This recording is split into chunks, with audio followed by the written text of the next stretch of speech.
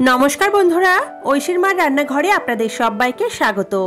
আজ আপনাদের সঙ্গে শেয়ার করব আলু ভেন্ডির শুকনো শুকনো একটা তরকারি, যেটা খেতে তো দুর্দান্ত স্বাদ হয়। গরম গরম ভাত তো বটে, এছাড়াও রুটির সাথে কিন্তু দারুণ টেস্টি লাগে। তো চলুন রেসিপিটি কিভাবে বানাই দেখে নিই। প্রথমে একটা কড়াই ভালো করে গরম করে 1 টেবিল স্পুন মতো সরষের তেল দিয়ে দিলাম। তেলটা ভালো করে গরম করে নিতে হবে। এরপর আমি এখানে নিয়েছি 400 গ্রাম ভেন্ডি আর একটা বড় সাইজের ডুমো করে কেটে রাখা আলু। ভেন্ডিটাকে এরকম ছোট টুকরো করে কেটে নিয়েছি। ভেন্ডিটা আগে ভালো করে ধুয়ে নিয়ে তারপরে এরকম ছোট টুকরো করে কেটে নিতে হবে। তো এখানে আপনারা আপনাদের প্রয়োজন মতো আলু ভেন্ডি ব্যবহার করতে পারেন। তেলটা ভালো করে গরম হয়ে গেলে আলু আর ভেন্ডিটাকে আমি তেলের মধ্যে দিয়ে দিলাম। ভেন্ডিটাকে একটু ভালো করে ভেজে নেব, মানে আলু ভেন্ডিটাকে ভালো করে ভাজতে হবে।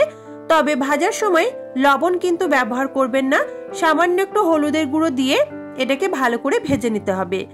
ভেন্ডির মধ্যে যে নালানি ভাবটা থাকে, অনেকে কিন্তু ভেন্ডিটা সেই কারণেও খেতে চান না। তো এখানে ভেন্ডি ভাজার সময় যদি লবণ ব্যবহার করেন তাহলে কিন্তু সেই ভাবটা চলে আসবে আর খেতে ভালো লাগবে না। দেখুন এখানে আলু ভেন্ডিটা আমি বেশ সুন্দর লালচে করে ভেজে নিয়েছি। এবার আমি এই আলু ভেন্ডিটাকে একটা অন্য পাত্রে তুলে রাখছি।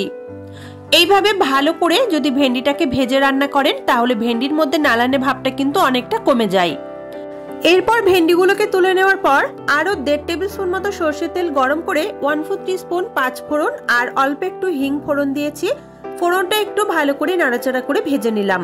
খুব সুন্দর একটা গন্ধ বেরোতে শুরু করলে এর মধ্যে দিচ্ছি আমি একটা মাঝারি সাইজের পেঁয়াজ কুচি। এখানে পেঁয়াজটা আমি স্লাইস করে কেটে নিয়েছি। পেঁয়াজটাকে হালকা করে একটু ভেজে নিতে হবে। পেঁয়াজ খুব বেশি লাল করে ভাজার দরকার নেই। দেখুন সামান্য একটু ব্রাউন কালার চলে এসেছে। এবার আমি এর মধ্যে একটা মাঝারি সাইজের টমেটো কুচি আর স্বাদ মতো কাঁচা পাকা লঙ্কা দিলাম। এরপর দিচ্ছি অল্প একটু জিরের গুঁড়ো আর অল্প একটু কাশ্মীরি লাল লঙ্কা গুঁড়ো। তার সাথে দিলাম 2 টিস্পুন মতো সরষে বাটা। এখানে আমি রাই সরষেটা ব্যবহার করেছি। বাটি ধুয়ে সামান্য একটু জল দিয়েছি যাতে মশলাটা পুড়ে না যায়। এরপর স্বাদ অনুযায়ী লবণ আর অল্প একটু হলুদের গুঁড়ো দিয়ে মশলাটাকে একটু নাড়াচাড়া করে নিচ্ছি। বন্ধুরা, ভেন্ডির এই রেসিপিটা কিন্তু অনেকেই বাড়িতে বানিয়ে থাকেন। তো আপনারা এইভাবে বানান কিনা অবশ্যই কিন্তু আমাকে কমেন্ট করে জানাবেন। আর আজকের রেসিপিটি যদি ভালো লাগে তাহলে অবশ্যই ভিডিওর নিচে দেওয়া লাইক বাটন সেটা কিন্তু একবার প্রেস করবেন। তো মশলাটাকে দেখুন একটুখানি নাড়াচাড়া করে ভেজে নিয়েছি। যেহেতু সরষে বাটা ব্যবহার করেছি তাই মশলা কিন্তু খুব বেশি ভাজার দরকার নেই। এরকম একটু নাড়াচাড়া করার পর আগে থেকে ভেজে তুলে রাখা আলু ভেন্ডিটাকে দিয়ে দিলাম। তারপর মশলার সাথে আরো কিছুক্ষণ নাড়াচাড়া করে নেব। মশলার সাথে আলু ভেন্ডিটা ভালো করে মিশে যাওয়া পর্যন্ত নাড়াচাড়া করলেই হবে। এরপর আমি এর মধ্যে দিয়ে দেব জল। জলটা তো এখানে খুব বেশি দেব না, কারণ এই তরকারিটা হবে একটু শুকনো শুকনো, তার জন্য জলের পরিমাণটা কিন্তু কমই দিতে হবে। আমি এখানে 1 কাপ মতো জল দিয়ে দিলাম। যদি পারেন তাহলে এখানে একটু গরম জল ব্যবহার করবেন। এবার ভালো করে সমস্ত কিছু একবার মিশিয়ে দেব।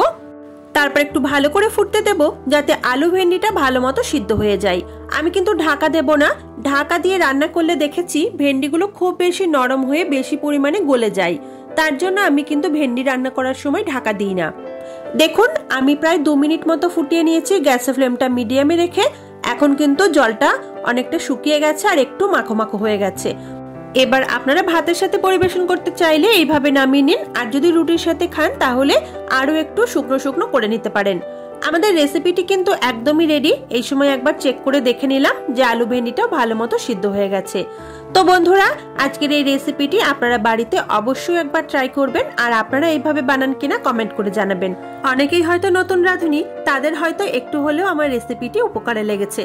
তাহলে আজকের রেসিপিটি যদি ভালো লেগে থাকে তাহলে প্লিজ অনুরোধ রইল ভিডিওতে একটা লাইক করার। আর আমার চ্যানেলটিকে সাবস্ক্রাইব করে নেবেন যদি আরো নতুন নতুন রেসিপি জানার থাকে। তাহলে দেখা হচ্ছে আপনাদের সঙ্গে আবার পরের দিন নতুন কোনো রেসিপিতে। সবাই খুব ভালো থাকবেন, সুস্থ থাকবেন, সাবধানে থাকবেন। আজকের মতো টাটা।